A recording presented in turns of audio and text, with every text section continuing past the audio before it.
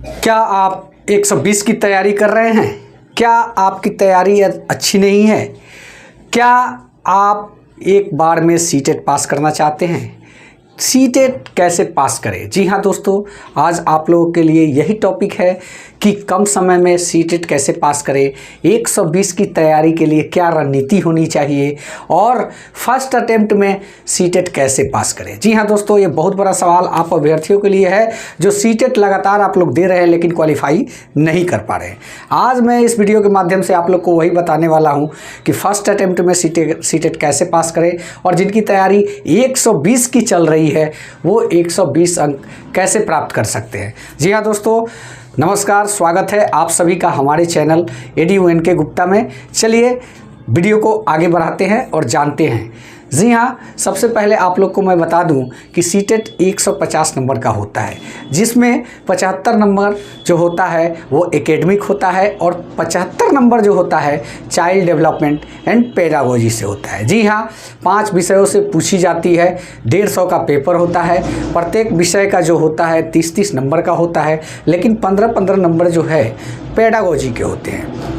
तो क्या ट्रिक्स होनी चाहिए तैयारी की, क्या रणनीति होनी चाहिए कि आपके नंबर जो है 125 प्लस आए? तो चलिए सबसे पहले जानते हैं कि क्या कुछ करने की आवश्यकता है। जी हाँ, जैसे कि आप जानते हैं मैंने ये लिख रखा है कि सीटेट एग्ज़ाम का ट्रिक्स और सीटेट के कुछ मूल मंत्र क्या होंगे। देखिए, प्रीवियस ईयर के सभी जो पेपर होंगे, क्वेश्चन पेपर, पहला ट्रिक्स आप लोग जान ले। जो प्रीवियस ईयर होगा, जो भी परीक्षाएं अब तक सीटेट ने लिया है, लगभग 16 परीक्षा सीटेट कर चुका है आज तक। तो ये जो पूरे 16 पेपर की परीक्षाएं होंगी, अगर उसके आप प्रीवियस ईयर को अच्छी तरह से सॉल्व कर लेते हैं तो लगभग 2500 का क्वेश्चन बैंक आपके सामने होगा। जी हाँ, 2500 का क्वेश्चन बैंक जब आपके सामने होगा तो उस समय आपकी तैयारी अगर प्रीवियस ईयर की करते हैं तो 50 से 60 नंबर की तैयारी आपकी हो जाएगी। 16 संस्करण हुए सीटेट के, अगर उन सारे क्वेश्चन पेपर को आप सॉल्व करते हैं तो लगभग 2500 क्वेश्चन आप सॉल्व कर पाएंगे और उसमें आपकी तैयारी जो होगी 50 से 60 नंबर की तैयारी उसमें होगी।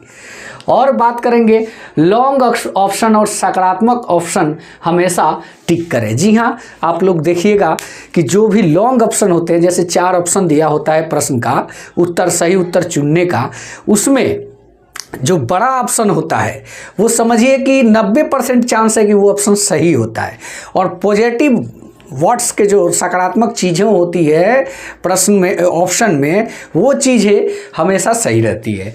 जी हाँ, अब बात करते हैं तीसरे नंबर का 150 का पेपर होता है। जी हाँ, मैंने पहले ही आपको बताया कि 75 नंबर CDP होता है और 75 नंबर विषयवार होता है।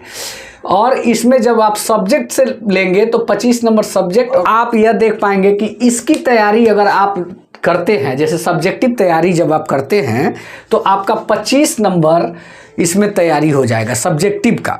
टोटल 150 में हम उसको सब्जेक्टिव, जैसे कि 75 नंबर है उसमें हम 25 ही नंबर मान रहे हैं कि सब्जेक्टिव की तैयारी आपकी 25 नंबर की ही होती है। तो उसके बाद क्या करेंगे कि विषय वस्तु, बच्चों के वास्तविक जीवन से जोड़कर बताने वाले ऑप्शन जो होंगे वो सही होते हैं।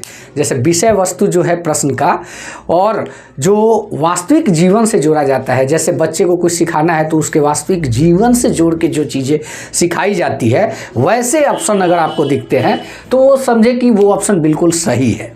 जी हाँ, इसी से रिलेटेड हमने कुछ टैग वर्ड्स भी लिख दिया है, जैसे कि जो ये ऑप्शन जो होंगे ये सकारात्मक होंगे, ये नकारात्मक होंगे, यानी कि ये पॉजिटिव होंगे, ये निगेटिव होंगे। तो बच्चों का जो सर्वांगीण विकास है उसको अगर ऑप्शन में है, लिखा हुआ है, ऑप्शन में बताया गया कि बच्चों के सर्वांगीण विकास के लिए ज़रूरी है, चाहे होता है, तो ये ऑप्शन आपका सही होगा। देखिए, करके सीखना, बच्चे जो करके सीखते हैं वो क्या है, सबसे ज़्यादा सीखते हैं, यह सकारात्मक पक्ष है। और हस्तपरक प्रक्रिया में शामिल करने से क्या होता है, सृजनात्मकता का विकास होता है। तो ऐसी प्रक्रिया वाले ऑप्शन सब समय सही होते हैं। सम्मान और पुरस्कार, बच्चों को मोटिव करना चाहिए, रिस्पेक्ट देना चाहिए, गिफ्ट दीजिएगा, क्योंकि वो क्या होगा, प्रेरित होगा सीखने के लिए। तो ये भी एक पॉजिटिव वर्ड है और ये बच्चों के विकास के लिए ज़रूरी चीज़ है। और ये ऑप्शन में रहता है, बच्चों को सम्मान देना है या पुरस्कार के माध्यम से सिखाना है, तो ये ऑप्शन भी पॉजिटिव में आता है और सही ऑप्शन होता है। समावेशी कार्य, जी हाँ, किसी भी कार्य में सहभागिता देना बच्चों के सीखने के लिए बहुत ज़रूरी होता है। समृद्ध भाषिक माहौल, देखिए बच्चे के भाषा को सीखने के लिए क्या है, समृद्ध भाषिक माहौल का होना बहुत ज़रूरी है। ऐसे ऑप्शन जो ऑप्शन इसमें होगा, किसी 4 ऑप्शन में एक ऑप्शन अगर ऐसा है तो ये पॉजिटिव वर्ड है। जी हाँ, जिज्ञासा, अवसर देना, भाषा के विभिन्न प्रयोग, ये सब चीज़ें जो है पॉजिटिव चीज़ है। अगर ऑप्शन में ऐसा दिखता है तो आपका वो 100% सही होगा। देखिए अब ये रही बात कि आप जब पॉजिटिव चीज़ को खोजने जाएंगे तो सबसे पहले आपको निगेटिव छांट लेना होगा। तो ऑप्शन में 3 ऐसे भी हो सकते हैं, मान लीजिए कि रटना, याद करना, ये सब जो है निगेटिव वर्ड है। रटने वाली विद्या क्या है कि बच्चा अगर रट के सीखता है तो कुछ दिनों के लिए, कुछ पल के लिए उसको याद रहेगा, जो कि हमको क्या है, बच्चों को सिखाना है, आजीवन उसका विकास करना है।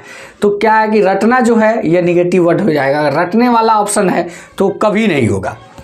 दंड, सजा, ये भी कभी नहीं होगा। वैज्ञानिक शब्दावली, ये भी नहीं होगा, क्योंकि वैज्ञानिक शब्दावली कब, उसको हायर एजुकेशन के टाइम में वैज्ञानिक शब्दावली की जो ज़रूरत होती है। प्राइमरी का बच्चा वैज्ञानिक शब्दावली, साइंटिस्ट डिक्शनरी के बारे में क्या जानता है, उसको तो ये सब चीज़ें मालूम नहीं है। परिभाषा हो गया, ये भी उसको नहीं मालूम है। तो वैसे ऑप्शन कभी भी सही नहीं होंगे। देखिए किसी कार्य में बच्चे की भागीदारिता क्या होनी चाहिए, सक्रिय होनी चाहिए। ये निष्क्रिय लिख रहा है, तो यानी कि ये ऑप्शन अगर होता है तो ये भी नहीं होगा। सीमित अवसर प्रदान करना, बच्चे को सीमित अवसर प्रदान कीजिएगा तो वो क्या होगा, वो उतना ही सीख पाएगा। लेकिन आपको क्या करना है, उसका एक्सपेंडेबल विकास करना है। तो ये भी ऑप्शन अगर होता है तो ये गलत हो जाएगा। कंठस्थ याद करना, ऐसे ऑप्शन हमेशा गलत होंगे। परिभाषा, बच्चे को परिभाषा थोड़ी सिखाना है। पूरा फटकार, डांट फटकार के भी नहीं सिखाना है। महत्वहीन ऑप्शन होता है तो भी गलत हो जाएगा। तो कहने का मतलब कि आपने देखा कि ये सब चीज़ें पॉजिटिव है, ऐसे ऑप्शन हमेशा सही होते हैं। और ये रटना, याद करना, ये सब क्या है, हमेशा गलत होते हैं, क्योंकि बाल मनोविज्ञान इन सब चीज़ों को अलाउ ही नहीं करता। अब बात करते हैं, देखिए स्कोरिंग सब्जेक्ट बारे में। जी हाँ, आप ये जानें कि स्कोरिंग सब्जेक्ट होता है हिंदी। हिंदी में अगर आप चाहे तो 30 में 28 भी ला सकते हैं। उसके लिए आपको क्या करना होगा, हिंदी के गद्यांश और पद्यांश दोनों की प्रैक्टिस आपको अच्छी करनी होगी। अगर इसकी प्रैक्टिस आप कर लेते हैं तो आप समझिए कि इसमें आपकी, हम इसको 15 नंबर ही मानते हैं। और हिंदी का प्रैक्टिस करने टाइम में थोड़ा ग्रामर को देख लीजिएगा, क्योंकि बाल मनोविज्ञान की तैयारी तो आप लोग कर लेते हैं, लेकिन हिंदी के गद्यांश पद्यांश जो होते हैं 15 नंबर के, उसमें सब समय कोशिश कीजिए कि आपका 12 नंबर आए। तो 12 इसमें आएगा। 12 अगर हिंदी के पेडागोजी साइड के आएंगे तो 24 नंबर आसानी पूर्वक आप प्राप्त कर सकते हैं। तो ये स्कोरिंग सब्जेक्ट है हिंदी, इसकी तैयारी अच्छे ढंग से कीजिएगा। भाषा शिक्षण में बाल साहित्य के उद्देश्य, देखिए नियम के बारे में बताना, ये पॉजिटिव ऑप्शन है। संप्रेषण कौशल को सिखाना, ये भी पॉजिटिव साइन है। और साहित्य के विधाओं से परिचित कराना, ये सारे ऑप्शन पॉजिटिव है। ये ऐसे ऑप्शन अगर आपको मिलते हैं तो हमेशा सही होंगे। बच्चों को सिखाने के लिए प्रेरित करना, सीखने के लिए क्रियाशील बनाना, ये सारी चीज़ें पॉजिटिव है। ऐसे ऑप्शन है तो समझिए कि वो सही आंसर है।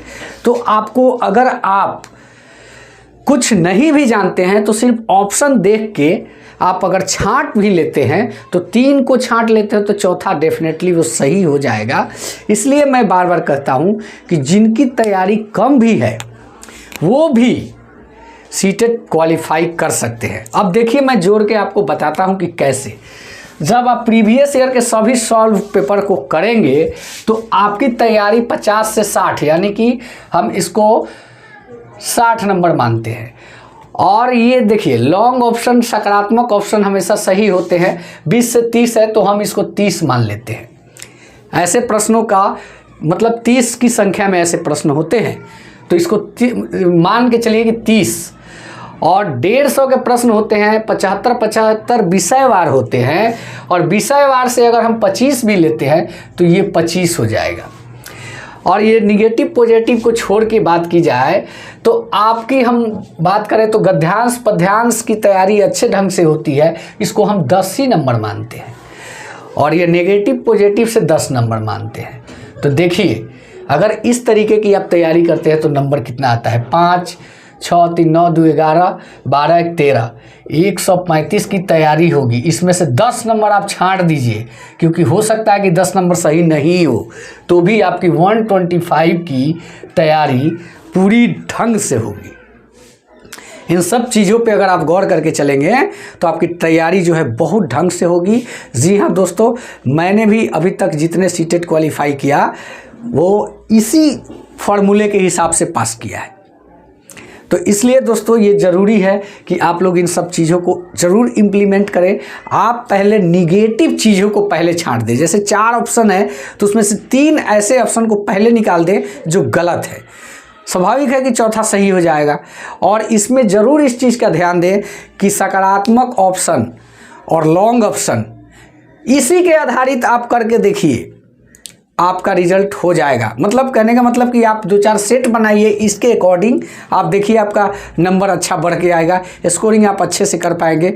और अगर ये बात सही लगे तो आप हमारे चैनल को ज़रूर सब्सक्राइब कीजिएगा। धन्यवाद। जय हिंद। वंदे मातरम।